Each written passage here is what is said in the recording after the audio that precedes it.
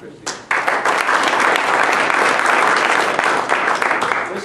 this is great. I was in Akron today, and I heard you guys were meeting, and I thought I might come over and pick your brain a little bit. I wish I'd been here all day to get all the information that you received from the industry, but this is a fantastic opportunity for us in Ohio and really for the nation. And so I'm delighted you're here. I hope you got some information that was useful to you. I talked to a few of you. You said it was really helpful to you. All over the state this is happening. It so happens that the newest studies indicate that we're in the sweet spot right here.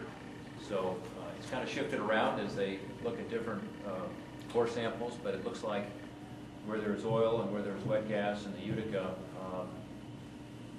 right here. Careful where you step when you walk out. But seriously, it's fantastic news for this area and really for the whole eastern, now northeastern, and increasingly the central part of our state. We knew about the Marcellus, of course, for several years, and with this new hydraulic fracking and horizontal drilling, we knew we could access it. And now that looks like it's going gangbusters on the dry gas side. But because it's going so well, and other natural gas drilling around the country is doing so well, as you know, the price of natural gas is very low. And so obviously now companies are looking at it, Chesapeake's here and others have already talked to you about this, are looking more to the oil and wet gas mixed with some of the dry gas, and that's what Utica is all about. And so I understand the initial drilling has been very successful, and we think we have an opportunity to put Ohio back on the map again as a oil and gas state, and a state that will actually be exporting energy and creating jobs. And that's what's really exciting. There's a study out of Columbus saying 200,000 jobs could be created out of Utica alone in the next several years, and some of those jobs are going to be created by you. So thank you for learning about it, engaging in it, and giving your families that work for you the opportunity to do even more. And I think it's a terrific opportunity. I've spent some time in Eastern Ohio at drill sites, also talking to truck drivers, talking to people working in restaurants, talking to people working in hotels that are booked for the first time in years. Of course, talking to people who are in the manufacturing sector.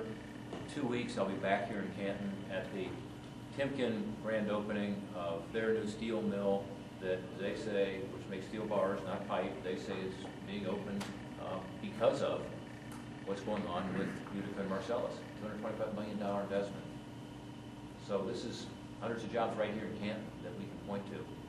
I've also been at TMK IPSCO recently. That's a company that is actually out of Pennsylvania where they make the pipe, but they thread the pipe and finish it here in Ohio. And you'll love this in Trumbull County. Some of you have probably been there. There is an abandoned factory site that they buy. No one's been in there for years. They've put $15 million or so into it. They've now got around-the-clock operations. They've hired 75 people, looking for another 14 or 17 people. And they're hiring technicians, people that have high skill level, who are running CNC machines. They're doing the things they were trained for. 38% of them were out of work. And they said over half of them were underemployed. I said, what does that mean? When I talk to these guys, talk to one guy, says, well, Rob, I've worked for the last few years at Toys R Us. I'm a skilled technician. I was trained to do this kind of work. Couldn't find anything, so I was part-time retail to put food on the table. And now, for me and my family, I've got a good job, good benefits, and it's just a great atmosphere. That's what's going on in Ohio. So I know there's concern about drilling and about using our own natural resources in this country. I'm convinced that it can be done safely. We've had hydraulic fracking here in this state for over 50 years.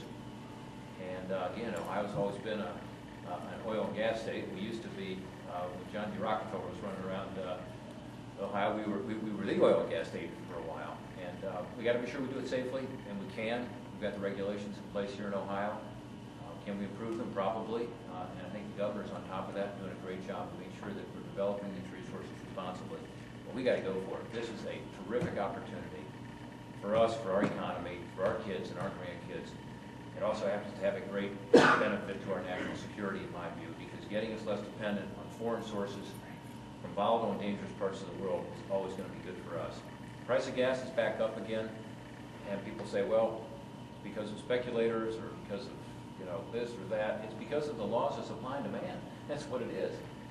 And when you're relying on a supply from a volatile part of the world, now it's Iran. Last year it was Libya.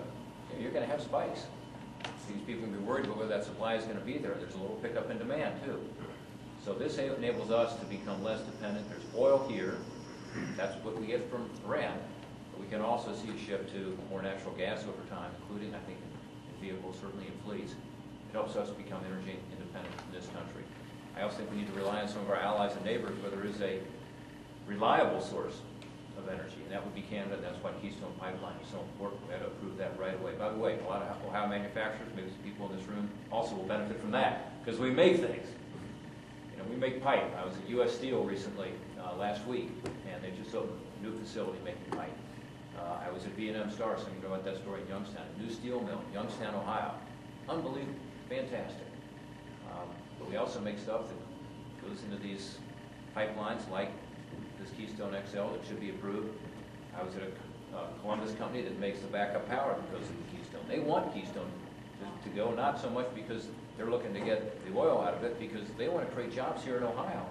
It goes into what will be one of the biggest infrastructure projects in our country. So it's an exciting time. The federal government ought to be playing a very encouraging role rather than a discouraging role. We ought to be working with the states, not creating new regulatory problems, but encouraging people like you to take a risk, take a chance with the right environment, understanding that you know, it is risky, and in order to take a risk, you need to have the right regulatory environment, tax environment, energy environment in general. And so that's what I'm all about. As Richie said, I'm on the Energy Committee, and I look forward to helping in every way that I can. Danny, good to see you again. Thanks to the Chamber for helping to organize this, and the Oil Gas Association and the City of Canton, and the mayor was here earlier. It's always good to be in Canton. Thank you guys, and good luck.